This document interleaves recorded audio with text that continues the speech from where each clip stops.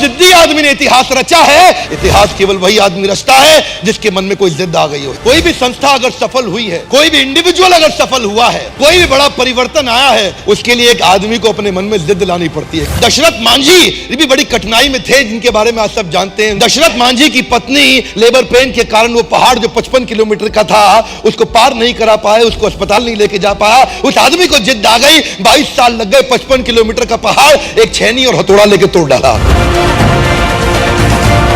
एक source motivation का होता है बिलीफ सिस्टम। बिलीफ सिस्टम ये वो ताकत है आदमी को कुछ भी करने को तैयार कर देती है। आप जानते हैं मंडेला 27 साल जेल में पड़े रहे, कोई प्रॉफिट नहीं, इंसेंटिव नहीं, बिलीफ सिस्टम बड़ा पावरफुल था।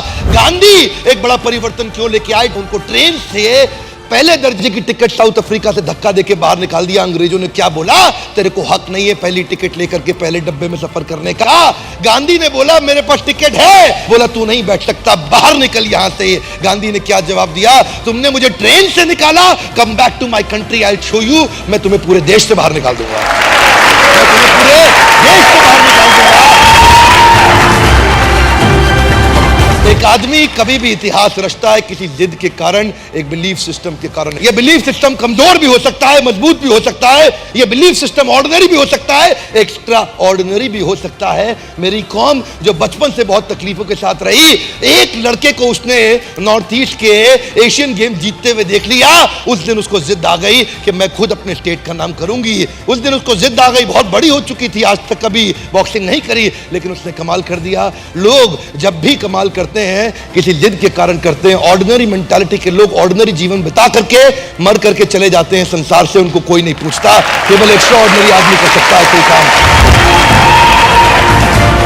ऐसा कोई हिंदुस्तानी जो भगत सिंह के बारे में ना जानता हो। उसके पिताजी ने बोला, उसकी मां ने बोला, बेटे तेरी शादी तय हो गई है, तेरी शादी तय हो गई है। कानपुर चिट्ठी लिख करके भाग गए छोड़ के वहां से, कि बोले कि मैंने अपना ये शरीर आज अपने देश को दे दिया है, बहुत बड़े कारण के लिए। एक लड़की को नहीं देना चाहता ये जीवन, पूरे देश को देना चाहता हूं। बड़ा जिद्दी आदमी थे।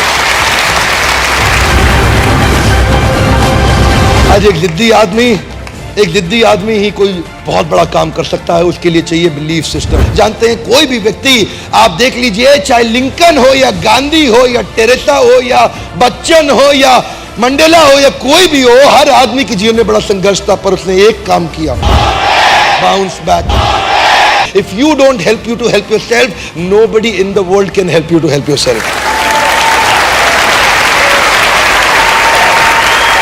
लड़की के बारे में सोच रहा था, मलाला यूसुफजई, जो 12 साल की उम्र में वो लड़की को उसने क्या बोला, टीवी पे एक इंटरव्यू में बोल दिया, तालिबान की क्या औकात, हमारी लड़कियों की पढ़ाई को रुकवा दे, उनके पास अधिकार नहीं है, मैं पढ़ना चाहती हूं, मैं पढ़ूंगी। और कुछ ही दिनों के बाद 2013 में क्या हुआ, एक आदमी बंदूक लेकर के तालिबानी उठा, बस को खोला, बस के अंदर घुस गया उसकी स्कूल की बस में और पूछा कौन है मलाला? वो बोली मैं हूं मलाला, और 3 गोलियां मारी, उसके सर से निकल के फट के कंधे में आ गई। और जानते हैं आप में से कई लोग होंगे जिनका 12 साल का बच्चा होगा। 12 साल के बच्चों को 3 गोलियों से मार दो, और उसने अपने आंदोलन को और तेज कर दिया।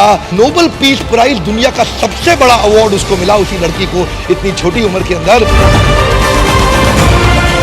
एक व्यक्ति इतिहास तभी रचता है जब वो जिद्दी हो जाता है। जिद को बड़ा करना चाहिए, अपनी जिद को बड़ा करो, अपनी जिद को पालो। जिस दिन इतनी हिम्मत आ गई, आप अपनी जिद को पाल के बड़ा कर गए, आपको सफलता के नए रास्ते मिल जाएंगे, और अगर नहीं मिले तो आप खुद नया रास्ता बना देंगे।